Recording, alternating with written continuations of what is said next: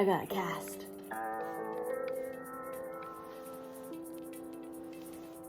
Huh.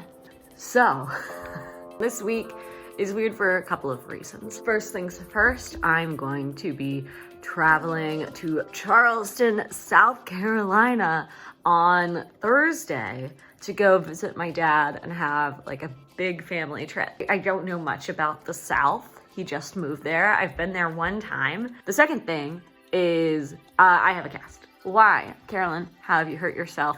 What injury is this? What nonsense did you get up to over the weekend? The answer is almost none. I had a very chill, relaxed weekend. I did not hurt myself in any way recently. Now, this is an old art injury. It's come to bite me in the butt. So in 30-ish minutes, I have one of my coffee dates from last week. We are re-meeting up. So that is very exciting. This guy is a realtor and he's actually a broker. And I met him years ago. Super nice guy. And apparently he was already gossiping about my startup with another one of my tech buddies. Apparently they were very excited about it. So I'm glad to hear that he has at least heard good things. Good evening. I really did a bad job filming today. I have like nothing to show for what I've been doing other than of course my exciting cast adventures. Today I met with a local real estate buddy here in Minneapolis and we had a great talk, and what was great about it was that he was extremely real with me, and he's like, well, why is this better than this? And what makes this better than that? And aren't you concerned about like how this is going to affect this and this and that and that, blah, blah, blah. And I was just like, please, thank you, yes, continue. Can we talk every day? Can you keep telling me all of the things that I'm not necessarily doing wrong, but all the things that like I haven't thought about yet that I need to think about? So it was a super helpful conversation. It was a wonderful time, actually. It was really, really swell. And then I mostly video edited all afternoon. But yeah, I'm just trying to like get the stuff I need to get done before I go on this trip. The one thing that might be a random curveball that's gonna be thrown this week, I am trying to play hockey again this winter for the first time in like 12 years. And I got asked to play on a team that I don't know if I'm good enough to play for. So Wednesday night, I may go to an assessment to see if I'm even good enough to play on their team. I'm thinking about chickening out completely for the season, but I also think it would be so fun to play. But I'm also just like, do I even have time? But I think it's good to have, I don't know, I like playing hockey. I would love to get back into it. And it's also, you know, sports, athletics. About to head out and feeling real fancy. I got a blazer on. This is like, I don't know how to do this. How do I show off an outfit while selfieing? I suppose mirrors are the key. Mirrors, yeah. See, blazer.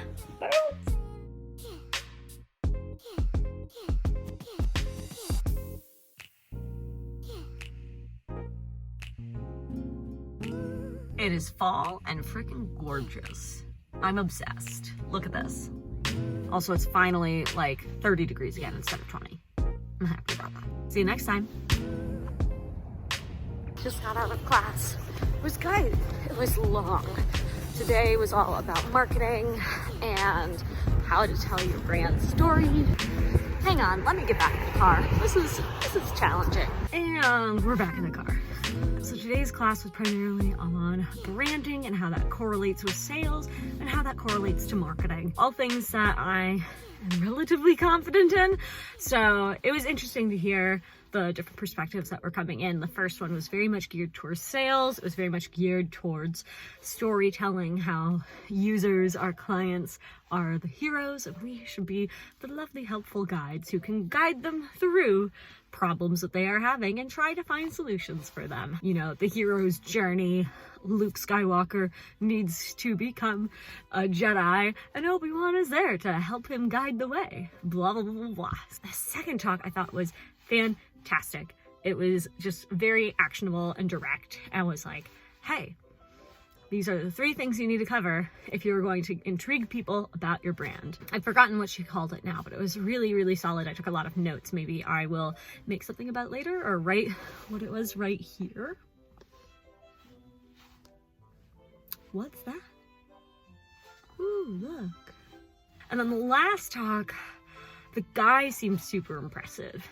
And he is also the type of person where I was like, I think if we were working one-on-one with a project, I would think you're phenomenal. But his talk after everybody else's was a little blah. I don't think it's because his talk was bad, but it was a little low energy compared to some of the others, and it also repeated some of the things that we had already talked about, so it felt slightly redundant, but very cool guy. Maybe should have asked better questions or something, but I was kind of disagreeing with a few things. Like, we were talking about budgets for how much you could spend on like paid marketing early, and he was like, oh yeah, like, you know, $5,000, and I'm like, no, I am gonna spend as little money as I can until I get funding. When I get funding, that's a different story, but with no funding, 5,000, way too much. Let's talk about 200. Okay, cool, great, fab. And it was interesting, nobody was talking about TikTok, which I just feel like is I guess people don't get it. I mean, my marketing strategy, we have a little bit of it on this YouTube channel, but like TikTok is our growth strategy, right? Posting shorts, posting things on TikTok, on YouTube, on Instagram, and like seeing where you get the most things. We're gonna have multiple channels that are targeting different areas and whatever. Doesn't take that long to make, and we're just gonna roll with it and go with it. And the thing is, you can just get so much attention from these types of videos. And I'm talking to some of my cohort people who are like, oh yeah, but that's like just teenagers. I'm like, what are you talking about? I'm on TikTok every day. I'm 31 years old, baby. There's like Gen Xers on there. Baffling to me that people are still underestimating TikTok despite the fact that it's the biggest startup in the world. Like, what the heck, guys? I think that's a mistake, but I'm gonna lean into it while they're continuing to think that it's a mistake. Granted, I'm voting on YouTube Shorts to be the winner in this game, but I think at the moment, TikTok is the winner and that people are gonna slide over to YouTube. And now, I need to go find, I need to get ready for hockey tonight, which means I need to go find a mouth guard, because I have everything but a mouth guard, and I need that, because look at these teeth.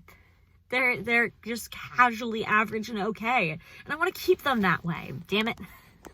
Actually, I'm going to take you guys somewhere that probably anybody outside of Minnesota hasn't been to unless you are in Boston or are super into hockey. So let's check out the Bauer Hockey Experience store.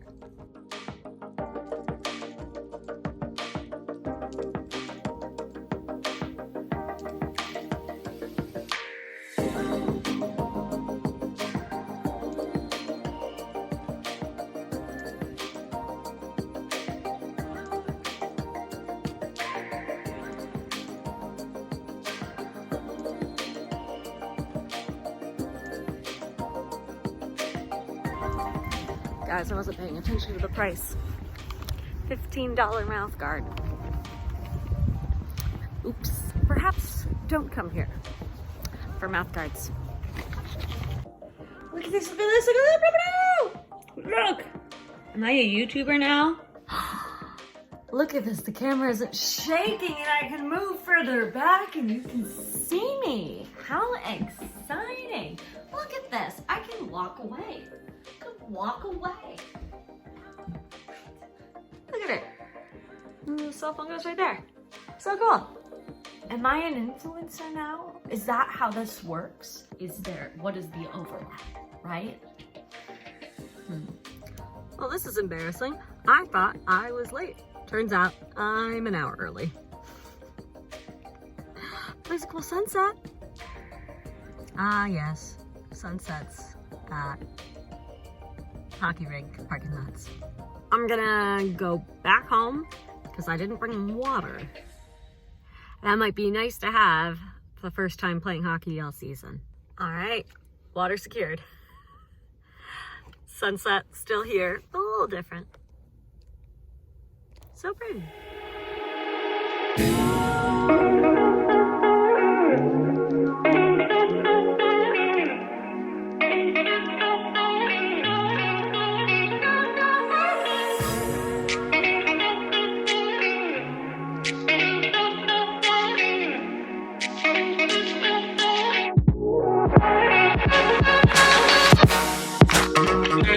Thank you.